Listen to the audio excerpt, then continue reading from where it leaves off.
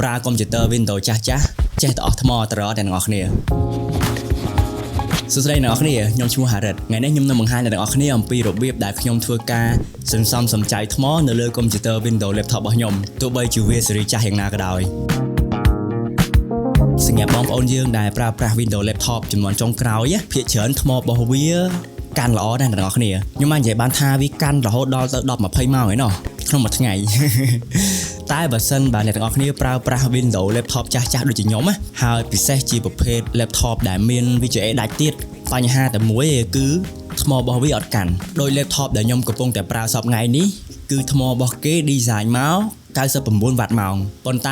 ប្រើប្រាស់ធម្មតាបានតែ 3-4 ម៉ោងអស់ថ្មបាត់ហើយបើសិនបើយើងកាត់តវីដេអូឬក៏ render អីទៀតខ្ញុំអាចនិយាយបានថាមិនដល់1ម៉ោងទេអាលុតឈឹងតែម្ដងឥឡូវថ្ងៃនេះខ្ញុំនឹងមានរបៀបទាំង10របស់ខ្ញុំដែលខ្ញុំនឹងធ្វើការបង្ហាញអ្នកនរគ្នាដែលខ្ញុំគិតថារបៀបទាំងអស់នេះវាអាចជួយសន្សំចៃថ្មកុំព្យូទ័រ Windows របស់យើងបានយ៉ាងមានប្រសិទ្ធភាព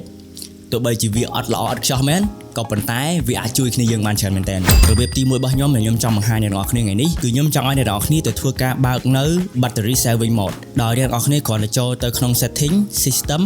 power and battery ហើយនៅកន្លែង battery saver អ្នកនរគ្នាអាចធ្វើការបើកឬក៏បិទនៅពេលដែលថ្មរបស់អ្នកទាំងអស់គ្នាស្ថិតនៅក្រោមភាគរយណាមួយអញ្ចឹងអ្នកទាំងអស់គ្នាអាចធ្វើការកំណត់វាបានហើយកាលណាយើងធ្វើការបើកនៅ battery saver អញ្ចឹងវាអាចសន្សំចៃថ្មរបស់យើងបានមួយចំនួនធំដែរតោះចូលមកកាន់របៀបទី2របស់យើងម្ដងរបៀបទី2គឺខ្ញុំចង់ឲ្យអ្នកនរគ្នាទៅធ្វើការបើកនៅ dark mode អ្នកនរគ្នាដឹងថា Windows បើសិនជាយើងប្រើប្រាស់នៅ light mode ឬក៏ភ្លឺពេកវាធ្វើឲ្យកុំព្យូទ័ររបស់យើង laptop របស់យើងនឹងវាស៊ីថ្មតាមនឹងដែរអញ្ចឹងអ្វីដែលយើងធ្វើគឺយើងទៅធ្វើការប្រើប្រាស់នៅ dark mode អ្នកនរគ្នាអាចចូលទៅកាន់ setting ហើយអ្នកនរគ្នាអាចចូលទៅកាន់ personalization color ហើយអ្នកនរគ្នាអាចជ្រើសរើសយកទៅកាន់ dark អ្នកនរគ្នាបើសិនបើអ្នកនរគ្នាប្រើប្រាស់នៅកុំព្យូទ័រ laptop ដែលប្រើប្រាស់អេក្រង់ OLED អ្នកនរគ្នាធ្វើការបើកនៅ dark mode នេះគឺវាជួយសន្សំចៃថ្មរបស់យើងច្រើនមែនទែនតោះឥឡូវយើងចូលមកកាន់របៀបទី3ម្ដងរបៀបទី3នេះគឺសំខាន់ជាងគេគឺខ្ញុំចង់ឲ្យអ្នកនរគ្នាទៅធ្វើការបន្ថយនៅពន្លឺនៃ laptop របស់យើងអ្នកនរគ្នាគ្រាន់តែចូលទៅកន្លែងពន្លឺអ្នកនរគ្នាអាចធ្វើការបន្ថយបានឬមួយក៏អ្នកនរគ្នាចូលទៅកាន់ setting system display ហើយយើងធ្វើការបន្ថយពន្លឺបាននិយាយស្រួលស្ដាប់កាលណាយើងបើកពន្លឺកាន់តែខ្ពស់ស៊ីថ្មកាន់តែខ្លាំងអញ្ចឹងអ្វីដែលយើងអាចធ្វើបានគឺយើងបើកពន្លឺតែបន្តិចបានហើយពាក់កណ្ដាលអីចឹងទៅអញ្ចឹងត្រង់នេះវាជួយយើងច្រើនមែនតើតាក់ទងទៅនឹងការបន្ថយពន្លឺនៅលើអេក្រង់របស់យើងតោះឥឡូវយើងចូលមកកាន់របៀបទី4របស់យើងម្ដងរបៀបទី4គឺខ្ញុំចង់ឲ្យអ្នកទាំងអស់គ្នាទៅធ្វើការបិទ Wi-Fi បិទ Bluetooth ប្រសិនបើអ្នកទាំងអស់គ្នាអត់ប្រើប្រាស់វាងាយស្រួលទេអ្នកទាំងអស់គ្នាគ្រាន់តែអ្នកទាំងអស់គ្នាចូលទៅក្នុងកន្លែង Quick Setting Windows របស់យើងឬក៏ចុច Windows A អ្នកទាំងអស់គ្នាគ្រាន់តែចុចបិទ Wi-Fi ឬក៏បិទ Bluetooth ទៅប្រសិនបើអ្នកទាំងអស់គ្នាអត់ប្រើប្រាស់វាអ្នកទាំងអស់គ្នាដឹងអត់ថាកាលណាយើងប្រើប្រាស់ Wi-Fi ឬក៏ Bluetooth គឺវាស៊ីថ្មកុំព្យូទ័ររបស់យើងច្រើនមែនតើប៉ុន្តែបើសិនបើអ្នកនរគ្នាបិទវាអាចជួយសន្សំចៃយើងបានផងដែរបើសិនបើអ្នកនរគ្នាអត់ត្រូវការអ៊ីនធឺណិតឬក៏ Bluetooth អូខេឥឡូវយើងចូលមកកាន់ជំហានទី5របស់យើងម្ដងគឺខ្ញុំចង់ឲ្យអ្នកនរគ្នាទៅធ្វើការកំណត់នៅ power mode ត្រង់នេះគឺខ្ញុំចង់ឲ្យអ្នកនរគ្នាធ្វើការបើកនៅ base power efficiency កាលណាដែលយើងធ្វើការបើកនៅ base power អញ្ចឹងគឺវាតម្រូវឲ្យកុំព្យូទ័ររបស់យើងនឹងប្រើប្រាស់ថាមពលតិចគឺវាអត់ចំណាយថាមពលខ្លាំងទេហើយនៅពេលដែលវាចំណាយថាមពលតិចគឺវាសន្សំចៃថ្មតាមនឹងដែរអញ្ចឹងអ្វីដែលអ្នកនរគ្នាត្រូវធ្វើគឺគ្រាន់តែចូលទៅកាន់ setting system power and battery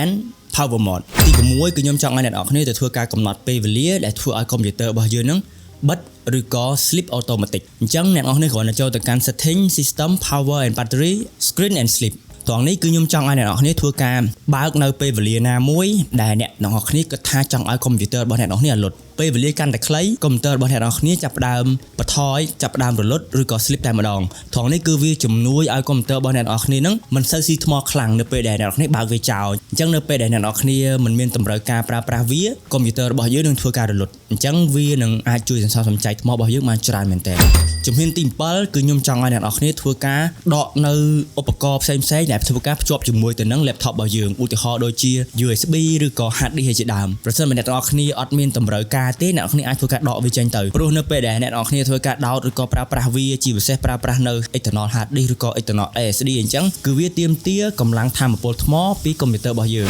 ទី8គឺខ្ញុំចង់ធ្វើឲ្យអ្នកនរគ្នាធ្វើការបិទនៅ background app មួយចំនួនដោយអ្នកនរគ្នាគ្រាន់តែចុច Control Shift Escape ហើយអ្នកនរគ្នាចូលទៅកាន់ Task Manager ត្រង់នេះអ្នកនរគ្នានឹងឃើញកម្មវិធីមួយចំនួនដែលធ្វើការបើកចោលនៅក្នុង background អ្នកនរគ្នាអាចធ្វើការចុច end វាឬក៏បិទវាចោលទៅដើម្បីសន្សំសំចៃថ្មព្រោះត្រង់នេះរ រាល់កម្មវិធីដែលបង្ហាញនៅត្រង់នេះគឺវាបើកចោលដោយខ្លួនវាអញ្ចឹងនៅពេលដែលយើងមិនមានតម្រូវការប្រើប្រាស់វាយើងអាចធ្វើការបិទវាចោលតែម្ដងទៅដើម្បីសន្សំសំចៃថ្មរបស់កុំព្យូទ័រ laptop របស់យើងចំណុចទី9គឺខ្ញុំចង់ឲ្យអ្នកនរគ្នាទៅធ្វើការបិទនៅ startup app ដោយអ្នកនរគ្នាគ្រាន់តែចូលទៅកាន់ task manager ហើយអ្នកនរគ្នាចូលទៅកាន់ startup app ត្រង់នេះគឺកម្មវិធីមួយចំនួនដែលធ្វើការបើកដោយខ្លួនវាអ្នកនរគ្នាគឺវាតម្រូវការថ្មពីកុំព្យូទ័ររបស់យើងឬក៏ថាមពលពីកុំព្យូទ័ររបស់យើងដើម្បីធ្វើការបើកខ្លួនវាអញ្ចឹងដើម្បីកុំឲ្យវាបើកខ្លួនវាទៀត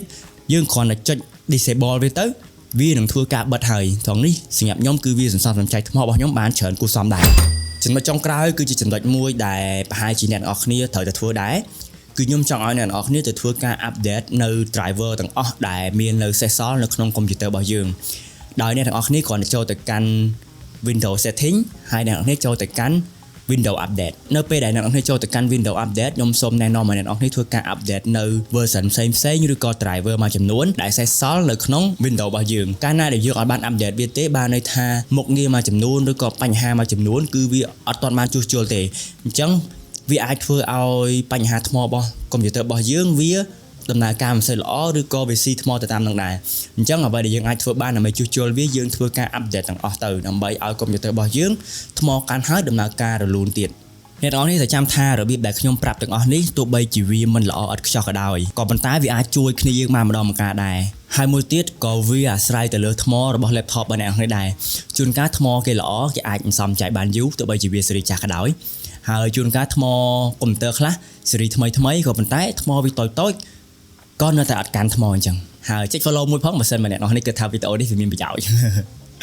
យើងនឹងសន្យាថានឹងជួបគ្នានៅវីដេអូក្រោយៗទៀត Keep shooting and stay creative guys bye